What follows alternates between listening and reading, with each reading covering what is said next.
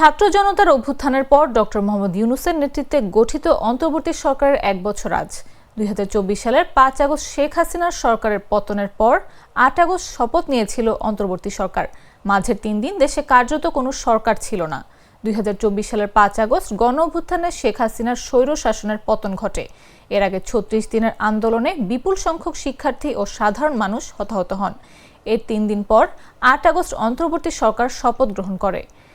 জুলাইয়ের শহীদের আকাঙ্ক্ষা অনুসারে সরকার নির্বাচনী ব্যবস্থা, শাসন ব্যবস্থা, গণমাধ্যমের স্বাধীনতা, অর্থনীতি, বিচার ব্যবস্থা, আইন শৃঙ্খলা পরিস্থিতির উন্নয়ন এবং অভ্যুত্থানে নিহতদের বিচার সহ সব খাতে ইতিবাচক পরিবর্তন আনার লক্ষ্যে বিভিন্ন পদক্ষেপ গ্রহণ করেছে।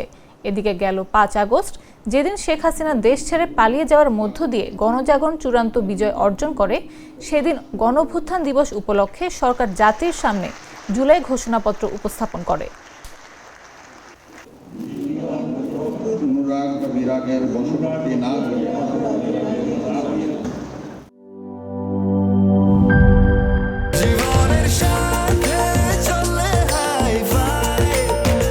স্বাস্থ্যকর অল টাইম ফ্যামিলি কেক, সব সময় অল টাইম হেলদি লাইফ।